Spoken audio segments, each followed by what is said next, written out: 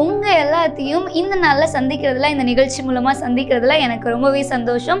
உங்கள் எல்லாத்துக்கும் கிராஸ் டிவியின் சார்பாக இனிய உயிர்த்தெழுந்த தின நல்வாழ்த்துக்கள். ஸோ இன்றைக்கி ஈஸ்டர். ஸோ எல்லா பிள்ளைங்களும் நல்லா ஈஸ்டர் சர்வீஸ் அட்டன் பண்ணிட்டு நல்லா பிரியாணிலாம் சாப்பிட்டு ஹோப்ஃபுல்லாக உங்கள் ஃபேமிலி கூட நல்லா என்ஜாய் பண்ணிட்டு இருப்பீங்க அப்படிங்கிறத நான் விசுவாசிக்கிறேன். உங்கள் என்ஜாய்மெண்ட்டோட இன்றைக்கி நான் சொல்லிக் கொடுக்குற காரியங்களும் நீங்கள் கற்றுக்கிட்டா ஸோ உங்களோட லைஃப் ரொம்பவே பிரைட்டாக இருக்கும். ஸோ அதை என்னது அப்படிங்கிறத இன்றைக்கி நம்ம நிகழ்ச்சிக்குள்ளே போய் தெரிஞ்சுக்க போகிறோம். ஸோ 3 காரியங்களில் நீங்கள் உயிர்ப்பிக்கப்பட வேண்டும் அப்படின்னு சொல்லிட்டு ஏசப்பா ஆசைப்படுறாங்க. ஸோ அந்த 3 காரியங்கள் என்ன அப்படிங்கிறத ஒரு குட்டி குட்டி ஸ்டோரிஸ் மூலமாக உங்களுக்கு நான் சொல்ல போகிறேன். அந்த ஸ்டோரிஸில் அந்த குட்டீஸ்லாம் என்ன பண்ணாங்க அப்படிங்கிறத நீங்கள் தெரிஞ்சுக்கிட்டு உங்களுடைய வாழ்க்கையில் அதை அப்ளை பண்ண போகிறீங்க. ஸோ அந்த விஷயத்தை நீங்கள் அப்ளை பண்ணும்போது உங்களுடைய வாழ்க்கை கண்டிப்பாக ஆண்டவருடைய பார்வையில் ரொம்பவே விலையேற பெற்றதாய் காணப்படும். ஸோ 3 விஷயங்கள், முக்கியமான விஷயங்கள் நீங்கள் உயிர்ப்பிக்கப்பட வேண்டும். அது என்னது அப்படிங்கிறத நம்ம இன்னைக்கு ப்ரோக்ராமுக்குள்ளே போய் தெரிஞ்சுக்கலாம். ஸோ ப்ரோக்ராமோட டைட்டில் நீங்கள் பார்த்துருப்பீங்க, தளித்தாகுமி. தளித்தாகுமினா என்ன அப்படிங்கிறது உங்களுக்கு சந்தேகமாக இருக்கும். ஸோ தளித்தாகுமி ஏசப்பா எந்த இடத்துல மென்ஷன் பண்ணாங்க அப்படிங்கிறத ஃபஸ்ட்டு நம்ம பார்த்துடலாம். தளித்தாகுமி புதிய ஏற்பாட்டில் மென்ஷன் ஆயிருக்கு. ஏசப்பா ஒரு நிகழ்வில் அந்த தளித்தாகுமி அப்படிங்கிற வேர்டை வந்து என்ன பண்ணிக்கிறாங்க, மென்ஷன் பண்ணியிருக்கிறாங்க.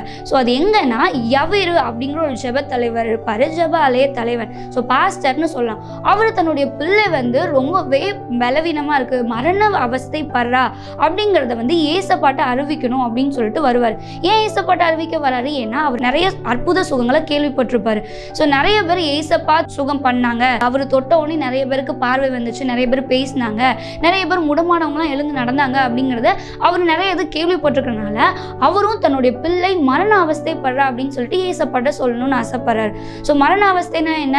வியாதி வந்து மரணத்துக்கு ஏதுவாக இருந்துச்சு. அவங்க மறிக்கிற நிலைமையில அவங்களுக்கு வந்திருக்கிற வியாதினால அவங்க மறிக்கிற தருவாய்க்கே அந்த குட்டி பொண்ணு போயிட்டாங்க. ஸோ யவிருங்கிறவர் வந்து அவருடைய பிள்ளை மேலே ரொம்ப அக்கறை வச்சிருந்தனால ஸோ ஏசப்பாட்ட என்ன பண்ணுறாரு, போய் சொல்கிறார், என் பிள்ளை சின்ன வயசுல, அவளுக்கு 12 வயசு தான். ஸோ சின்ன வயசுலேயே மறிச்சு போனால் எவ்வளோ கஷ்டமாக இருக்கும். அதனால ஏசப்பாட்ட வந்து சொல்ல வராங்க. ஸோ ஏசப்பா வந்து இதை கேட்டோடனே கண்டிப்பாக நான் வரேன் அப்படின்னு சொல்லிட்டு சொல்கிறாங்க. உடனே என்ன செய்கிறாங்க, போகிறாங்க. அவங்க வீட்டுக்கு நடந்து போயிட்டு இருக்கிற வழியில் இடையில ஒரு சம்பவம் ஆயிரும். ஒரு 12 வருஷம் பெரும்பாடு உள்ள ஸ்திரீ வந்து ஏசப்பாவை தொட்டு அற்புதம் பெற்றுவாங்க. ஸோ ஏசப்பா அந்த இடத்துல அந்த ஸ்திரீட்ட பேசி அதுவே ரொம்ப கூட்டம் கூடி எல்லாம் அற்புதம் நடந்துச்சு, என்ன ஆச்சு அப்படின்னு சொல்லிட்டு எல்லா மக்களும் கேட்கறதுல அந்த இடத்துல ரொம்ப டைம் டிலே ஆயிரும். ஏன்னா அந்த பிள்ளை வந்து மரண அவஸ்தை வர பட்டுட்டு இருக்கிறாங்கல்ல, யவிரோட பிள்ளை. ஆனால் ஏசப்பா என்ன செஞ்சுட்டாங்க, கொஞ்ச நேரத்தில் அந்த இடத்துல ஒரு அற்புத சுகம் நடந்தனால அந்த இடத்துல எல்லாருமே என்ன செஞ்சுட்டாங்க, ஸ்டேயா நின்னனால அந்த பொண்ணு என்ன பண்ணிட்டா, யவிரோட பொண்ணு மறிச்சு போயிட்டா. ஸோ மறிச்சு போனோன்னு அங்கே யவரு வீட்டிலேருந்து என்ன செய்கிறாங்க, ஆள் வந்து உங்கள் பொண்ணு மறிச்சு போயிட்டா, நல்லா ஏசப்பாவை கூப்பிட வேண்டாம் அப்படின்னு சொல்லிட்டு ஏசப்பாவுக்கு நியூஸ் சொல்கிற வரதுக்கு வராங்க. வந்து ஏசப்பாட்டு என்ன பண்ணுறாங்க, சொல்கிறாங்க, யவிரு நீ ஏசப்பா வந்து என்ன பண்ணாத, கூப்பிடாத. ஸோ உன்னோட பிள்ளை என்ன பண்ணிட்டா, மறிச்சு போயிட்டா, நீ அவரை வந்து நீ துக்கப்படுத்த வேண்டாம், நீ வந்தாலும் அவர் மறிச்சு போயிட்டனால இதுக்கப்புறம் அவரை சுகம் கொடுக்க முடியாது அப்படிங்கிற மாதிரி சொல்லிடுறாங்க. ஸோ யவிருக்கு ரொம்ப கஷ்டமாயிருது. கேட்டோன்னு எவ்வளோ கஷ்டமாக இருக்கு, என் பிள்ளை மறிச்சு போயிட்டாளா, ஏசப்பா தொட்டு சுகமாக்குவார்ல நினச்சா மறிச்சு போயிட்டாளா அப்படின்னு சொல்லிட்டு அவர் ரொம்ப கஷ்டப்பட்டுருப்பாரு தானே குட்டீஸ். அதே மாதிரி தான் உடனே ஏசப்பா என்ன செஞ்சாங்க தெரியுமா, நீ கஷ்டப்படாத, பயப்படாத, விசுவாசம் உள்ளவனா இரு அப்படின்னு சொல்லிட்டு ஏசப்பா யவிரோவை பற்றி சொன்னாங்க. கண்டிப்பாக உனக்கு நான் அற்புதம் செய்வேன் அப்படின்னு சொல்லிட்டு ஏசப்பா யவிரோவை கூட்டு போய் அவங்க வீட்டில் எல்லாரும் இறந்தவங்க வீட்டில் எப்படி இருக்கும், ரொம்பவே எல்லாரும் அழுவாங்கதுன்னு அதே மாதிரி அழுதுட்டு இருக்காங்க. ஏசப்பா அவங்க எல்லாத்தையும் வெளியே போக சொல்லிட்டு யவிரு அவங்களுடைய மனைவி அதுக்கப்புறம் சீஷர்களை கூப்பிட்டு என்ன செய்கிறாரு, அந்த பிள்ளை இருக்கிற வீட்டுக்கு போகிறாங்க.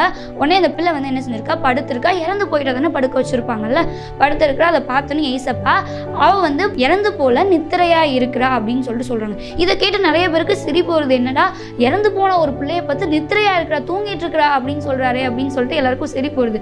ஆனால் ஏசப்பா அவர் நித்திரையா இருக்கிறான்னு சொன்னதுக்கப்புறம் ஒரு அற்புதத்தை செய்வார். என்ன தெரியுமா, அவர் பக்கத்தில் போய் அவருடைய கையை பிடிச்சு என்ன செய்வார், தூக்குவார்.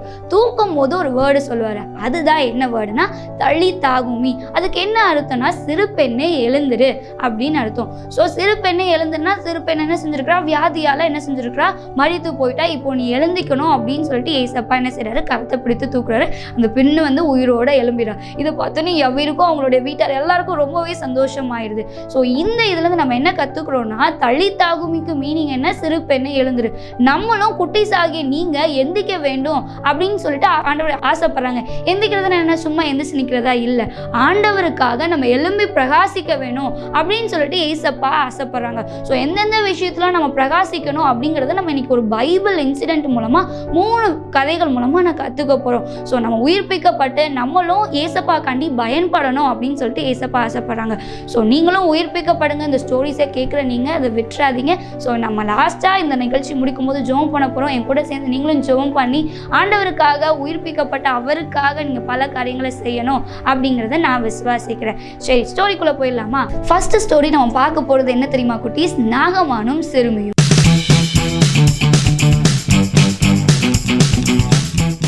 நாகமானா ஃபஸ்ட்டு நம்ம யாருன்னு பார்க்க போகிறோம். ஸோ அவர் யாருன்னா, சீரிய தேச ராஜா இருக்கார்ல, அந்த ராஜாக்குடைய படைத்தலைவன் தான் இந்த நாகமான். ஸோ அவருக்கு கீழே நிறைய பேர் என்ன பண்ணுவாங்க இருப்பாங்க. ஸோ இப்போ ஏதாவது ஒரு தேசத்துக்கு போரிட போகிறாங்கன்னா இவர் தான் ஹெட்டாக இருப்பார். இவர் தான் என்ன பண்ணுவார், அந்த படையை லீட் பண்ணுவார்.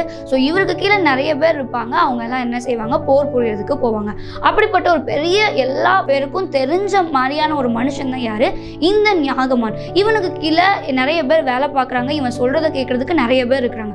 ஸோ அப்போ இவன் வந்து எல்லாருக்குமே தெரியும், சீரியா தேசத்துக்கு ராஜாவுக்கும் தெரியும், அங்கே உள்ள இவருக்கு கீழே வேலை பார்க்குற எல்லாருக்குமே இவரை தெரியும். ஆனால் இவர் நல்ல ஒரு மனுஷனாக இருந்தாலும் நிறைய இடத்துக்கு போய் போர் பண்ணி நிறையா வெற்றிகளை இவர் என்ன பண்ணியிருக்காரு, கொண்டு வந்திருக்கிறாரு. ஸோ இப்படிப்பட்ட ஒரு மனுஷனாக இருந்தாலும் இவருக்கு ஒரு நெகட்டிவ் பாயிண்ட் இருந்தது. என்ன தெரியுமா? இவருடைய உடம்புல குஷ்டரோகம் இருந்துச்சு. குஷ்டரோகம்னா ஸ்கின் டிசீஸ். உடம்பு ஃபுல்லாகவே என்ன இருக்கும், ஸ்கின்ல நீங்கள் பார்த்துன்னா தெரியும், ரொம்பவே என்ன செய்யும், ஒயிட் கலரில் புண்ணாக வந்திருக்கும். நிறைய விதத்தில் இருக்கும். சிலவங்களுக்கு அதுலேருந்து ரத்தம் வரும், சிலவங்களுக்கு அதில் உணர்ச்சி இருக்காது. அதனால ரொம்பவே கஷ்டப்படுவாங்க, குஷ்டரோகம். ஸோ இந்த குஷ்டரோகத்தை பற்றி பழைய பாட்டில் நிறைய சொல்லப்பட்டிருக்கு. இப்படிப்பட்டவங்களை என்ன செய்ய மாட்டாங்கன்னா சேர்த்துக்கவே மாட்டாங்க. ஆனால் இவர் வந்து படைத்தலைவராக இருந்தனால நிறைய பேர் இவர்கிட்ட பேசியிருக்கலாம், ராஜா பேசியிருக்கிறாரு. இவருக்கு கீழே நிறைய பேர் என்ன பண்ணியிருக்கிறாங்க, வேலை பார்த்துருக்குறாங்க. ஆனாலும் எல்லாரும் இவர்கிட்ட பேசினாலும் இவருக்குள்ள ஒரு கஷ்டம் இருந்திருக்கும். ஏன்னா இவர் வந்து எப்படி இருக்காரு, நோயோடு இருக்காரு. ஸோ அதற்குரிய எல்லா ட்ரீட்மெண்ட்டும் எடுக்கணும், டேப்லெட் போடணும், அதுக்குரிய மருந்துகள் எடுக்கணும், நிறைய சாப்பாடு அவர் சாப்பிட மாட்டார். இப்படி தான் அந்த நோயினால் அவர் என்ன பண்ணியிருப்பாரு, ரொம்பவே கஷ்டப்பட்டிருப்பார். ஸோ இப்படி தான் அவருடைய வாழ்க்கை இருந்துச்சு. ஆனால் அவர் பெரிய ஒரு ஆள். அவருக்கு கீழே நிறைய பேர் என்ன செஞ்சாங்க, இருந்தாங்க, படை வீரர்கள் இருந்தாங்க. எந்த இடத்துக்கு போனாலும் வெற்றியோடு வந்துடுவார். ஸோ சீரியா ராஜாக்கு இவரை ரொம்பவே பிடிக்கும். அப்படிப்பட்ட மனுஷன் தான். ஒரு நாள் இவங்க எங்கே போர் பண்ண போகிறாங்கன்னா, இஸ்ரவேல் தேசத்துக்கு போர் பண்ண போகிறாங்க. அங்கே போய் சண்டை போட்டதுக்கப்புறம் அங்கே உள்ளவங்களை என்ன பண்ணுவாங்கன்னா, கொஞ்சம் பேர் அடிமைகளாக கூட்டு வரது வழக்கமாக இருந்துச்சு. ஸோ அதே மாதிரி இஸ்ரவேல் தேசத்துக்கு போய் சண்டை போட்டு அங்கேருந்து சில அடிமைகளை கூட்டு வந்தாங்க. அதுலேருந்து கூட்டு வந்த ஒரு அடிமை பெண்ணையும் கூட்டு வந்தாங்க. ஒரு சின்ன பிள்ளை ஒரு அடிமை பெண்ணை என்ன பண்ணாங்க, சிறுமியை கூட்டு வந்தாங்க. கூட்டு வந்து இந்த நாகமான் என்ன பண்ணிட்டார், தன்னுடைய வீட்டுக்காக என்ன செஞ்சிட்டார், தன்னுடைய வீட்டுக்கு வேலை செய்கிறதுக்காக அந்த குட்டி பெண்ணை கூட்டு வந்துட்டாங்க. எதுக்குன்னா தன்னுடைய மனைவிக்கு கீழே உதவியாக இருக்கிறது. ஸோ பாத்திரம் விளக்கணும், அவங்க ஏதாவது செஞ்சாங்கன்னா, அவங்களுக்கு குக்கிங் பண்ணாங்கன்னா அவங்களுக்கு கூட சமைக்கிறதுக்கு, ஸோ அவங்களுக்கு வேலை பார்க்கறதுக்காக இந்த பொண்ணை கூட்டு வந்தாங்க. ஸோ வீட்டுக்குள்ளே அந்த பொண்ணு இருக்கிறா, எல்லா வேலையும் என்ன செய்யறா பார்த்துட்டு இருக்கா. இஸ்ரவேல் தேசத்துலேருந்து தன்னோட அம்மா அப்பாட்ட இருந்து அந்த சிறு பெண் என்ன பண்ணிட்டாங்க, பிரித்து கூட்டு வந்துட்டாங்க. அந்த பிள்ளைக்குள்ள எவ்வளோ கஷ்டம் இருக்கும். ஆனால் அவள் கஷ்டப்படாமல், அவளுக்கு கஷ்டம் இருந்தாலும் அதை வெளிக்காட்டாமல் அந்த இடத்துக்கு வந்து நல்லா வேலை செஞ்சுட்டு இருக்கிறான். இந்த சிறு பெண்ணுக்கு நல்லாவே தெரிஞ்சிருக்கும், அவர் வீட்டில் இருக்கிற அந்த தலைவர் வந்து அந்த குஷ்டரோகத்தினால ரொம்பவே நாகமான வந்து கஷ்டப்படுறாரு அப்படிங்கிறது அந்த சிறு பெண் பார்க்க தான் செஞ்சிருப்பார். ஸோ அவர் படுற கஷ்டங்கள், வீட்டிலேயே இருக்கிறதுனால அவர் படுற கஷ்டங்கள் இந்த குட்டி பொண்ணுக்கு நல்லாவே தெரிஞ்சிருக்கும். அதனால அவர் என்ன செய்யறாருன்னா, அந்த நாகமானோட மனைவிட்ட போய் சொல்றா, அம்மா நீங்க என்ன செய்யுங்கன்னா, எங்க இஸ்ரவேல்ல ஒரு தீர்க்கதரிசி இருக்கிறாரு, அவர்கிட்ட இந்த நாகமான கூட்டு போங்க, இவருடைய குஷ்டரோகம் இவரை விட்டு நீங்கி போயிடும் அப்படிங்கிற ஒரு ஐடியாவை என்ன செய்யறாரு, கொடுக்குறா. உடனே இவருக்கும் என்ன செஞ்சு, ஓகே இந்த பொண்ணு சொல்றது நல்லா தான் இருக்குது அப்படின்னு சொல்லிட்டு இவங்களும் என்ன பண்றாங்கன்னா, அவங்களுடைய கணவர்கிட்ட நாகமான்ட்ட போய் என்ன பண்றாங்க சொல்றாங்க. ஸோ நீங்க வந்து இந்த சிறு பெண், நம்மளுக்கு அடிமை பெண்ணாகி ஒரு சிறு பெண் இருக்கிறாள், அந்த பொண்ணு சொன்னா இஸ்ரவேல்ல ஒரு தீர்க்கதரிசி இருக்கிறாரா, அந்த தீர்க்கதரிசியை நீங்க உங்களுடைய சரீரத்தை காமிச்சிங்கன்னா அவர் உங்களுக்கு பூரண சுகத்தை கட்டளையிடுவாரு அப்படிங்கிற மாதிரி என்ன செய்யறாரு சொல்றாரு. தீர்க்கதரிசினா யாரு, அவங்க வந்து தேவன்கிட்ட இருந்து வார்த்தைகளை கேட்டு வந்து மக்களுக்கு அறிவிப்பாங்க. ஸோ அவங்க எப்பவுமே கர்த்தரோடு இருக்கிறனால அவங்க கூட ஆண்டவர் பேசுவார். மக்களுக்கு ஏதாவது சொல்லணும்னு நினைச்சாங்கன்னா இந்த தீர்க்கதரிசி மூலமாக தான் ஏசப்பா சொல்லுவார். அப்படிப்பட்ட ஒரு மனுஷன் தான் இஸ்ரவேல்ல இருக்கிறாங்க அப்படிங்கிறத வந்து யார் சொல்லுவா, அந்த குட்டி பொண்ணு சொல்லிடுவா. உடனே நாகமானும் ஸோ அப்படியா, சரி அப்போ நமக்காக ஜோம் பண்ணால் கண்டிப்பாக நம்மளுக்கு சுகமாகணும் அப்படின்னு சொல்லிட்டு இவர் என்ன பண்ணுறாருன்னா, இஸ்ரவேல் தேச ராஜாவுக்கு ஒரு கடிதம் எழுதுவார். ஏன்னா உடனே இஸ்ரவேல் தேசத்துக்குள்ளே போக முடியாதுன்னு. ஏன்னா இவர் சீரியா தேசம். ஸோ இவங்க ஏற்கனவே அங்கே போர் பண்ண போயிருக்காங்க. ஸோ நார்மலாக அந்த தேசத்துக்குள்ளே போயிட முடியாது ஈஸியாக. ஸோ அதனால கடிதம் எழுதி, அந்த காலத்தில் செல்ஃபோன்லாம் இல்லாதனால கடிதம் எழுதி என்ன பண்ணுறாங்க, அனுப்புகிறாங்க.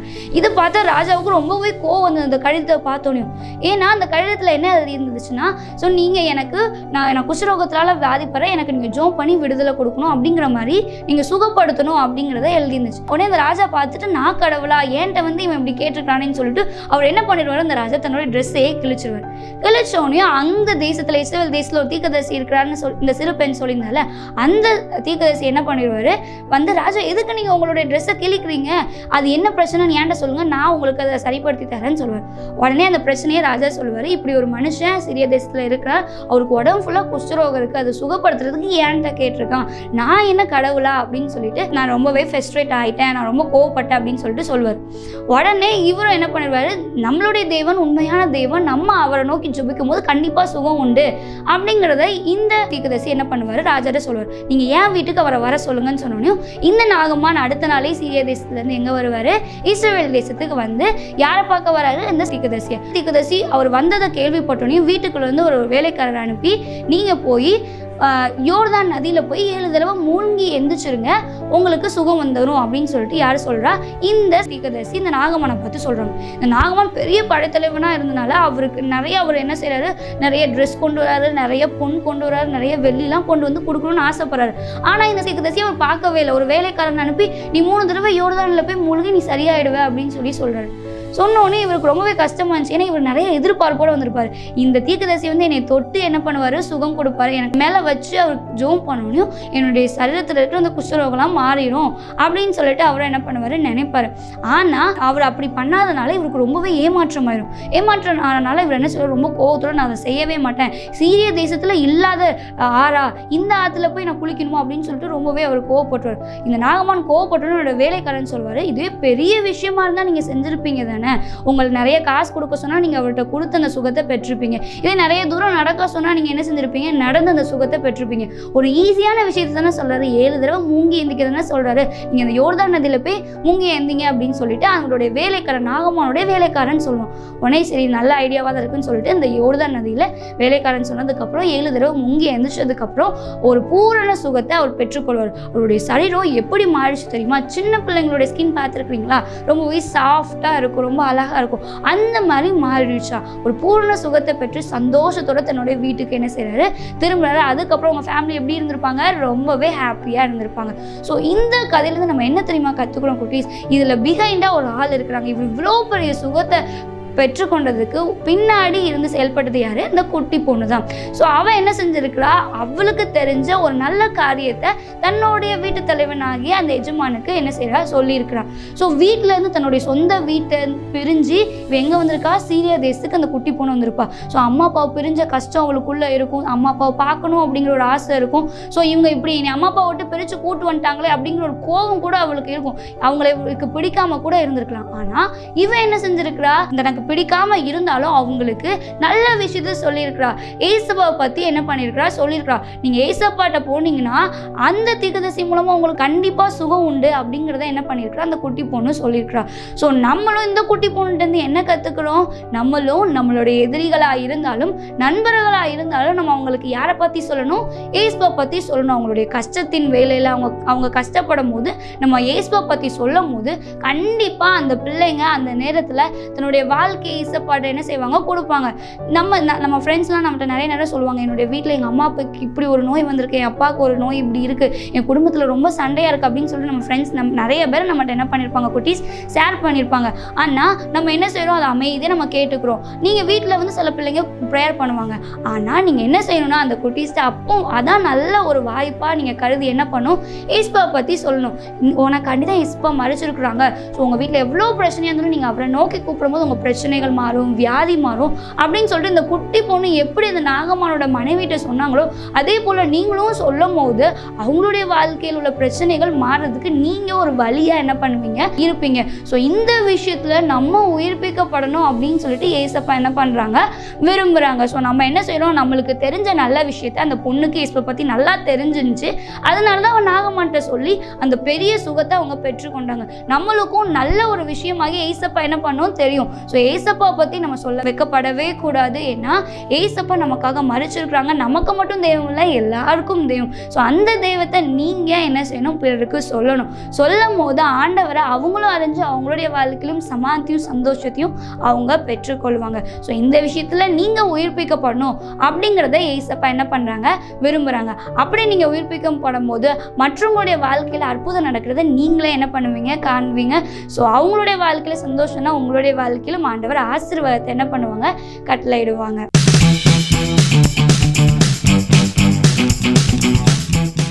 ஏசப்பா வனாந்திரமான ஒரு இடத்துக்கு போகிறாங்க தன்னுடைய சீஷர்களை கூட்டுட்டு. ஸோ ஏசப்பா போகிறத அறிஞ்ச நிறைய மக்கள் என்ன பண்ணாங்க, அவர் பின்னாடியே போனாங்க. ஏன்னா அவர்கிட்ட அந்த அற்புத சுகத்தை பெற்றுக்கொள்ளணும், அவருடைய வார்த்தையை கேட்கணும் அப்படின்னு சொல்லிட்டு.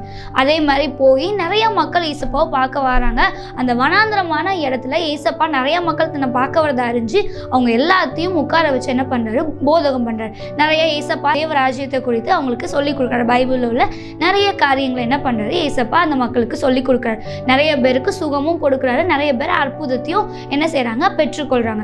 அப்படி ஏசப்பா அவங்களுக்கு நிறைய சொல்லி கொடுத்துட்டதுனால மக்களுக்கும் டைம் போனதே தெரியல, ஏசப்பாவுக்கும் டைம் போனதே தெரியல. ஸோ சாயங்காலம் ஆயிடுச்சு. உடனே சீஷர்கள் வந்து என்ன சொல்கிறாங்கன்னா, ஏசப்பாட்ட சொல்கிறாங்க, சாயங்காலம் ஆயிடுச்சு, நீங்கள் என்ன பண்ணுங்கள், இவ்வளோ மக்களையும் வீட்டுக்கு அனுப்புங்க. ஏன்னா இவ்வளோ மக்களும் சாயங்காலம் ஆகிட்டு காலையிலேருந்து அவங்க சாப்பிடாமல் இருக்கிறாங்க. ஸோ அவங்க வீட்டுக்கு போனால் தான் சாப்பிட முடியும், அதனால் நீங்கள் அனுப்பி விடுங்க அப்படின்னு சொல்லிட்டு ஏசப்பாட்ட அவங்களுடைய சீஷர்கள் வந்து சொல்கிறாங்க. உடனே அவங்களுடைய ஏசப்பா சொல்கிறாங்க, நீங்களே உங்களுக்கு என்ன பண்ணுங்க, போஜனம் கொடுங்க, சாப்பாடு கொடுங்க அப்படின்னு சொல்லிட்டு ஏசப்பா சொல்றாங்க. உடனே இவ்வளோ மக்களுக்கு நாங்கள் எப்படி சாப்பாடு கொடுக்க முடியும் அப்படின்னு சொல்லிட்டு எல்லா சீஷர்களுக்கும் டவுட் வந்துச்சு. டவுட் வந்தோடனே ஏசப்பா நீங்கள் யார்ட்டையாவது உணவு இருக்கான்னு தேடி பாருங்க அப்படின்னு சொல்லிட்டு கேட்கும் போது ஒரு குட்டி பையன் இருக்கிறான். அவன்கிட்ட என்ன இருந்துச்சு, 5 அப்பமும் 2 மீனும் இருந்துச்சு. அந்த பையன் என்ன பண்ணுறான், இவங்க சாப்பாடு கேட்கும் போது அவன்கிட்ட இருந்த சாப்பாடு அவன் என்ன பண்ணுறான், அந்த சீஷர்கள்ட்ட கொடுக்குறான். ஸோ அவன் குட்டி பையனாக இருந்தனால அவனுக்கே வச்சிருக்கலாம். அவங்க அம்மா இவன் ரொம்ப தூரம் போகிறனால அவனுக்கு அதை கொடுத்து விட்டுருக்கலாம். அவன் காலையிலேருந்து சாயங்காலம் வரை சாப்பிடாம இருந்ததே பெரிய விஷயம். அவனுக்கு பசி எடுத்துச்சா அப்படிங்கிறது தெரியல. ஆனால் அவன் ரொம்ப பத்திரமா வச்சுருந்தான், அவன் சாப்பிடணும்னு நினச்சிருப்பான். ஆனால் இந்த சீஷர்கள் கேட்ட உடனே அவன் என்ன பண்ணிடுறான், வாலியன்றாக எடுத்து கொடுத்துட்றான். அது அவன்கிட்ட இருக்கிற ஒரு நல்ல குணம். நம்மளும் சில நேரத்தில் நம்ம ஃப்ரெண்ட்ஸ் வந்து பசியாக இருக்கும் போது நம்மளும் நம்மளோட இருக்கிற எல்லா ஸ்நாக்ஸையும் நம்ம ஷேர் பண்ணுறோமா, யோசித்து பாருங்கள், கொடுக்கணும். இந்த குட்டி பையன் மாதிரி நம்மளும் இருக்கணும். ஸோ நிறைய பேர் வச்சுருந்துருப்பாங்க, அந்த குட்டி பையன் மட்டுமா சாப்பாடு வச்சுருந்துருப்பான், நிறைய பேர் வச்சுருந்துருப்பாங்க. ஏன்னா அவங்க வேறு இடத்துக்கு ட்ராவல் பண்ணி ஏசப்பா பின்னாடி வந்து ரொம்ப நேரமாக இருக்கிறாங்க. ஸோ அதனால் நிறைய மக்கள் சாப்பாடு வச்சுருக்கலாம். ஆனால் மற்றவங்களாம் கொடுக்கல, இந்த குட்டி பையன் மட்டும் என்ன பண்ணுறான், கொடுத்துட்றான், வாலின்றான். கொடுத்ததுக்கப்புறம் அதை வாங்கி ஏசப்பா என்ன பண்ணுறாங்க, ஆசீர்வதித்து தேவனுக்கு நேராக அந்த 5 அப்பத்தி 2 மீனையும் உயர்த்தி என்ன பண்ணுறாங்க, ஜெபம் பண்ணுறாங்க, ஸ்தோத்திரம் பண்ணி. ஜெபம் பண்ணதுக்கப்புறம் உங்களுக்கு நல்லாவே தெரியும், அந்த அங்கே இருக்கிற எல்லாருமே அந்த 5 அப்பம் 2 மீனால் என்ன பண்ணாங்க, போஷிக்கப்பட்டாங்க. அது நிறைய பழுகி பெருகிச்சு. 5 அப்பம் நிறைய அப்பமும் மாறிடுச்சு, 2 மீனும் நிறைய மீனாக மாறிடுச்சு. நிறைய மக்கள் என்ன பண்ணாங்க, திருப்தியாக சாப்பிட்ற அளவுக்கு அந்த 5 அப்பம் 2 மீனை இந்த குட்டி பையன் கொடுத்ததுனால ஆண்டவர் ஆசீர்வதிச்சு அதை பல பேருக்கு என்ன பண்ணாரு, கொடுத்தாரு. அந்த இடத்துல 5000 புருஷர்கள், ஆண்கள் மட்டுமே 5000 பேர் இருந்ததா சொல்லப்படுது. அப்போ நிறைய பெண்கள் இருந்திருக்கலாம், நிறைய குட்டீஸ் இருந்திருக்கலாம், நிறைய பேர் இருந்திருப்பாங்க. ஆண்கள் மட்டுமே 5000 பேர்னா மற்ற ஜனங்கள்லாம் சேர்த்தா எவ்வளோ பேர் இருந்திருப்பாங்க. ஆனால் இந்த 5 அப்போ 2 மீனால அவங்க எல்லாருமே என்ன பண்ணாங்க, போஷிக்கப்பட்டு. இன்னொரு மிராக்கள் என்னன்னா, அவங்க எல்லாரும் சாப்பிட்டதுக்கு அப்புறம் மீதம் 12 கூடை நிறைய எடுத்தாங்களாம். வேஸ்ட் எல்லாம் ரிமைனிங் ஆயிருக்குள்ள, சாப்பிட்டு மீதி வச்சது எல்லாத்தையும் சேர்த்து வச்சு பார்க்கும்போது 12 கூடை இருக்கிறத என்ன பண்றாங்க, சீஷர்கள் ஏசப்பாட்ட சொல்றாங்க. ஸோ அதை பத்திரப்படுத்தி அவங்க என்ன பண்ணியிருப்பாங்க, ரிமைனிங் இருக்கிறத அவங்க சாப்பிட்ருப்பாங்க சீஷர்கள். ஸோ இந்த பையன் என்ன பண்ணா, தன்னன்ட்ட இருக்கிற அவனுக்குன்னு கொடுக்கப்பட்ட அந்த சாப்பாடை என்ன பண்ணா, ஆண்டவர்கிட்ட கொடுத்து அநேகர் ஆசீர்வதிக்கப்படும்படியாக இந்த பையன் என்ன பண்ணா, ஆண்டவருக்கு ஒரு பெரிய ஒரு ஊழியம் செஞ்ச மாதிரி தான் ஊழியம் செஞ்சுருக்கிறான். ஸோ நம்மளும் நம்மள்கிட்ட இருக்கிற குட்டி குட்டி டேலண்ட்ஸ், உங்கள்கிட்ட நிறைய டேலண்ட்ஸ் இருக்கலாம், நல்லா பாடுவீங்க, நல்லா ட்ராயிங் வரைவீங்க, நிறைய பேர் நல்லா பேசுவாங்க. ஸோ இது மாதிரி நிறைய டேலண்ட்ஸ் உங்களுக்குள்ளே இருக்கலாம். சிலருக்கு அது டேலண்ட்ஸ் இருக்கானே அப்படிங்கிற ஒரு டவுட் இருக்கலாம். நீங்கள் ஜோம் பண்ணும்போது ஆண்டவர் உங்களுடைய டேலண்ட்ஸை உங்களுக்கு வெளிப்படுத்துவாங்க. சிலருக்கு உங்கள் டேலண்ட்ஸ் உங்களுக்கு நல்லாவே தெரியும். அந்த டேலண்ட்டை நீங்கள் ஆண்டவருக்காக பயன்படுத்துகிறீங்களா, யோசித்து பாருங்கள் குட்டீஸ். ஸோ நீங்கள் ஆண்டவருக்காக பயன்படுத்தும் போது அநேகருக்கு ஆசீர்வாதமாக மாற்றுறதுக்கு ஆண்டவரால் முடியும். ஸோ நம்மளுக்கு தெரிஞ்சபடியே அதை பயன்படுத்திட்டே இருந்தோம்னு வச்சுக்கோங்களேன், அது அநேகருக்கு பிரோஜனமாவோ ஆசீர்வாதமாவோ பிளெஸ்ஸிங்காக இருக்காது. ஸோ உங்களுக்கு இருக்கிற டேலண்ட்ஸ் உங்களுக்கு தெரியுதா, அதை ஆண்டவருக்காக பயன்படுத்துங்க. ஜோம் பண்ணி இசப்பா இந்த டேலண்ட்டில் நான் எப்படி இம்ப்ரூவ் ஆகணும், நான் என்ன பண்ணணும், நீங்கள் ஆண்டவர்கிட்ட கேட்கும் போது ஆண்டவர் உங்களுக்கு அழகாக சொல்லி கொடுப்பாரு. அந்த டேலண்ட்டை நீங்கள் ஆண்டவருக்காக பயன்படுத்தும் போது உங்கள் மூலயமா, உங்கள் டேலண்ட் மூலயமா அநேகர் என்ன பண்ணுவாங்க, ஆசீர்வதிக்கப்படுவாங்க. ஸோ இந்த பையனோட 5 இருமீன்கள் மூலமாக எத்தனையோ பேர் ஆசீர்வதிக்கப்பட்டது போல் உங்களுடைய டேலண்ட்ஸை நீங்கள் ஆண்டவர்கிட்ட கொடுக்கும்போது உங்கள் டேலண்ட்ஸ் மூலமாக ஆண்டவர் மகிமைப்படுறது மாத்திரமல்ல, அநேகருக்கு ஆசீர்வாதமான பாத்திரமாக உங்களை மாற்றுவார். ஸோ இந்த விஷயத்தில் நீங்கள் உயிர்ப்பிக்கப்படணும் அப்படின்னு சொல்லிட்டு ஆண்டவர் ஆசைப்படுறாரு. ஸோ உங்களுக்குள்ளேயே உங்கள் டேலண்ட்ஸை நீங்கள் என்ன பண்ணக்கூடாது, மறைச்சு வைக்கவே கூடாது. ஸோ அதை வெளிக்காட்டி ஆண்டவருக்காக பயன்படுத்தும் போது நீங்கள் ஒரு பிரகாசமான ஒரு ஸ்டாராக மாறுறதுக்கு சந்தேகமே இல்லை. ஸோ நீங்கள் ஆண்டவருக்கு உங்களுடைய வாழ்க்கையை கொடுங்க, உங்கள் டேலண்ட்ஸை கொடுங்க, ஆண்டவர் உங்களை பயன்படுத்துவாங்க. ஸோ 3 விஷயங்களை கற்றுக்கொண்டோம். ஒன்று என்னது, ஆண்டவரை பற்றி மற்றவங்களுக்கு சொல்லணும். இன்னொன்று என்னது, நல்லா ஜெபம் பண்ணணும். 3வது என்னது, நம்மளுடைய டேலண்ட்ஸை ஆண்டவருக்கு கொடுக்கணும். இது 3 விஷயத்தில் நீங்கள் மறைச்சு போயிருக்கிறீங்களா, யார்ட்டையும் காமிக்காமல் இல்லை ஜெபம் பண்ணாமல் இயேசுவை பற்றி சொல்லாமல் உங்கள் டேலண்ட்ஸை மறைச்சு வச்சுட்டே இருக்கிறீங்களா? அப்படி பண்ணாதீங்க குட்டீஸ். நீங்கள் இந்த விஷயத்தில் உயிர்ப்பிக்கப்படணும். ஏன்னா இந்த நாள் தான் ஆண்டவர் உயிர் தெழுந்த நாள். நீங்களும் உயிரடைந்த இந்த விஷயத்துலலாம் உயிரடைந்த ஆண்டவருக்காக பயன்படணும் அப்படின்னு சொல்லிட்டு ஆண்டவர் ஆசைப்படுறாரு. ஸோ இது எல்லாத்தையும் நீங்கள் ஆண்டவர்கிட்ட கொடுக்கும்போது, ஆண்டவருக்காக நீங்கள் செய்யும் போது ஆண்டவர் கண்டிப்பாக உங்களுடைய வாழ்க்கையை அநேகருக்கு ஆசீர்வாதமாக வைப்பார். ஸோ இந்த ஸ்டோரி உங்களுக்கு பிடிச்சிருக்கும் நான் நம்புகிறேன். அதுக்கப்புறம் இந்த காரியங்களை நீங்கள் கற்றுக்கொண்டு உங்கள் வாழ்க்கையில் செயல்படுத்துவீங்க அப்படிங்கிறதையும் நான் விசுவாசிக்கிறேன். ஸோ இது உங்களுக்கு ரொம்பவே இன்ட்ரெஸ்டிங்காக இருந்திருக்கும் அப்படிங்கிறத நான் விசுவாசிக்கிறேன். ஸோ இன்றைக்கி நம்ம கற்றுக்கொண்ட இந்த 3 விஷயத்தை குறித்து ஏசப்பட்ட ஜெபம் பண்ணலாமா? என் கூட சேர்ந்து எல்லா குட்டீஸும் கை கூப்பி கண்ணை மூடி நம்ம ஜெபம் பண்ணலாமா? என்னை நேசிக்கிற நல்ல தகப்பனே, இந்த நேற்று கிருபையாக கொடுத்ததுக்காக நன்றி அப்பா. இந்த 1/2 மணி நேரம் அப்பா 3 காரியங்களில் உயிர்ப்பிக்கப்படணும் அப்படிங்கிறத நாங்கள் கற்றுக்கிட்டோம் சுவாமி. அப்போ மற்றவங்களுக்கு உண்மை பற்றி சொல்லுகிற பிள்ளைகளா அப்போ ஒவ்வொரு பிள்ளைகளையும் நீங்கள் மாற்றுங்க. எங்களுக்குள்ளே இருக்கிற பயங்கள் எல்லாவற்றையும் நீங்கள் மாற்றி போடுங்கப்பா. உண்மை பற்றி அந்த சிறு பெண் எப்பா எப்படி நாகமான்ட்ட சொன்னாரோ அதே போல தகப்பனே நாங்களும் வெட்கப்படாமல் எங்களை எதிரிகளாக இருந்தாலும் எங்களை வெறுக்கிறவங்களாக இருந்தாலும் உண்மை பற்றி அவங்களுக்கு சொல்ல எங்கள் ஃப்ரெண்ட்ஸ்கிட்ட சொல்கிறதுக்கு நீங்கள் எங்களுக்கு உதவி செய்யுங்க சுவாமி. அந்த விஷயத்தில் பிள்ளைங்கள் உயிரிழறதுக்கு அப்போ உங்கள் வல்லமை, உங்கள் உயிர் தெளிந்ததின் வல்லமை அந்த பிள்ளைங்களுக்குள்ளே கடந்து செல்லும்படியாக ஜெபிக்கிறோப்பா. அப்பா அது அப்போ தகப்பனே உங்கள் கரத்துக்குள்ளே ஒவ்வொரு பிள்ளைகளுடைய வாழ்க்கையை ஒப்பு கொடுக்குற சுவாமி. அவங்களுடைய டேலண்ட்ஸை உங்கள் கரத்தில் ஒப்பு கொடுக்குறோப்பா. அவங்க ஹிடன் பண்ணியே வச்சிருக்கலாம், மறைச்சே வச்சிருக்கலாம் சுவாமி. ஆனாலும் தகப்பனே நீங்கள் அவங்களுக்குள்ளே இருக்கிறதுனால அவங்க எல்லாவற்றிலும் அப்பா அவங்க வெற்றியாக இருக்கிறதுக்கு நீங்கள் உதவி செய்வீங்க சுவாமி. அப்பா அவங்க டேலண்ட்ஸை உங்கள்கிட்ட அவங்க ஒப்பு கொடுக்குறாங்கப்பா. இந்த நேரத்தில் எங்களுடைய டேலண்ட்ஸ் எல்லாம் உங்கள் கரத்தில் ஒப்பு கொடுக்குறோம். நீங்கள் அதை உயிர்ப்பிக்கும்படியாக அநேகருக்கு ஆசீர்வாதமான பாத்திரமாக எங்களை பயன்படுத்தும்படியாக உங்கள் கரத்தில் நாங்கள் ஒப்பு கொடுக்குறோப்பா. எங்களுடைய ஜெப விஷயத்தில் நாங்கள் சோர்ந்து போயிருந்தா ஒவ்வொரு நாளும் பிறருக்காகவும் தேசத்திற்காகவும் எங்களுக்காகவும் உண்மையோடு ஜெபிக்கிற பிள்ளைகளாக நாங்கள் மாறும் போது எங்களோட நீங்கள் பேசுவீங்க என்பதை அறிந்து கொண்டோம்ப்பா. நாங்களும் தகப்பனே இந்த விஷயத்தில் எங்களுடைய ஜெப விஷயத்தில் உயிர்ப்பிக்கப்படுறதுக்கு என் கூட ஜெபிக்கிற ஒவ்வொரு பிள்ளைகளுக்கும் உதவி செய்யுங்கப்பா. இந்த 3 விஷயத்தில் பிள்ளைகளுடைய வாழ்க்கையில் நீங்கள் அற்புதத்தையும் அதிசயத்தையும் நீங்கள் செய்ய போகிறதுக்காக நன்றி. அவங்க உயிர்ப்பிக்கப்பட்டு தகப்பனே அநேகருக்கு ஆசீர்வாதமான பாத்திரமாக நீங்கள் அவங்கள மாற்ற போகிறதுக்காக நன்றி அப்பா. என் கூட ஜெபிக்கிற ஒவ்வொரு பிள்ளைகளையும் நீங்கள் பயன்படுத்துங்க. உங்கள் நாம் மகிமைக்காக அவங்க எல்லாவற்றையும் தகப்பனே அப்போ நீங்கள் பயன்படுத்த போகிறதுக்காக நன்றி. இயேசு கிறிஸ்து நாமத்தில் ஜெபிக்கிறோம் நல்ல பிதாவே, ஆமென். ஓகே குட்டீஸ், இந்த 3 விஷயங்களும் உங்களோட வாழ்க்கைக்கு ரொம்பவே பிரயோஜனமாக இருக்கும் அப்படிங்கிறத நான் விசுவாசிக்கிறேன். சங்கீதம் 8:2 சொல்லப்பட்டிருக்கு, பயங்கனையும் பழிக்காரனையும் அழித்து போட தேவரீர் என்ன பண்ணுறாருன்னா குழந்தைகள் பாலகர் வாயினால் பலனுண்டு பண்ணுகிறீர் அப்படின்னு சொல்லப்பட்டிருக்கு.